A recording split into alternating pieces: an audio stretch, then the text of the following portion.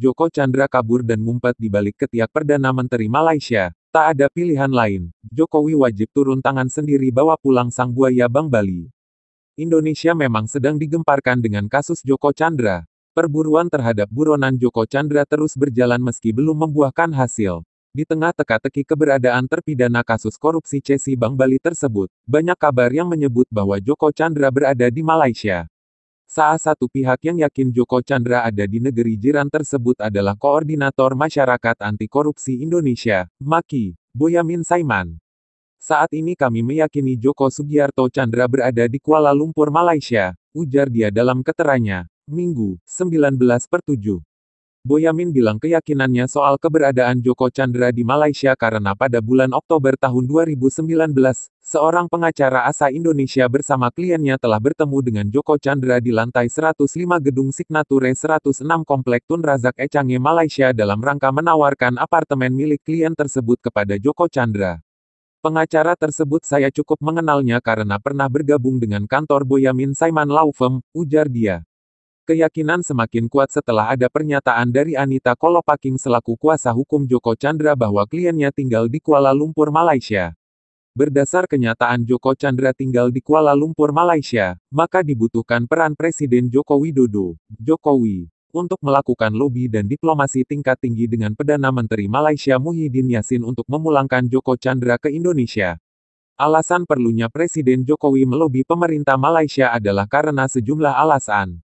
Pertama, mantan Jaksa Agung M. Prasetyo, menjabat tahun 2014 sampai tahun 2019, telah berupaya memulangkan lewat jalur ekstradisi atas Joko Chandra namun masih gagal. Kedua, selama ini telah terdapat upaya timbal balik yang baik dengan pemerintah Malaysia, salah satu contohnya berupa pemulangan Siti Aisyah dari Malaysia yang dituduh meracun Kim Jong-nam, kakak Kim Jong-un Presiden Korea Utara, di Bandara KLIA Kuala Lumpur.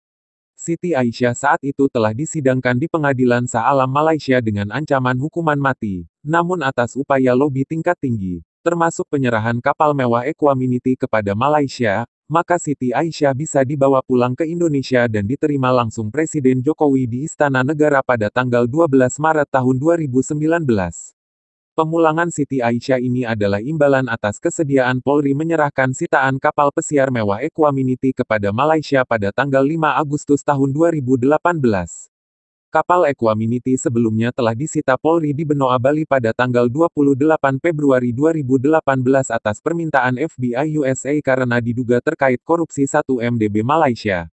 Ketiga, terdapat hubungan baik Presiden Jokowi dengan Perdana Menteri Malaysia Muhyiddin Yassin saat Presiden Jokowi memberikan ucapan selamat atas pelantikan Muhyiddin Yassin sebagai Perdana Menteri Malaysia.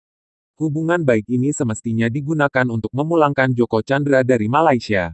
Keempat, Joko Chandra diduga punya hubungan erat dan mendapat perlakuan istimewa oleh Najib Razak, mantan Perdana Menteri Malaysia, sehingga proses pemulangannya akan sulit jika tidak melibatkan diplomasi tingkat tinggi antara Presiden Jokowi dengan Perdana Menteri Malaysia Muhyiddin Yassin. Boyamin bilang sengkarut Joko Chandra masuk Indonesia tanpa terdeteksi, mendapat KTP elektronik, paspor, surat jalan dan hilangnya status cekal telah mempermalukan pemerintahan Indonesia, sistem penegakan hukum Indonesia dan juga mempermalukan serta menyakiti seluruh rakyat Indonesia. Untuk itu satu-satunya cara adalah menangkap Joko Chandra dan menjebloskannya ke penjara selama 2 tahun sesuai putusan Eninjauan Kembali, PK, Mahkamah Agung RI. Segala upaya oleh aparat telah gagal sehingga Presiden Jokowi harus bertindak untuk menangkap Joko Chandra.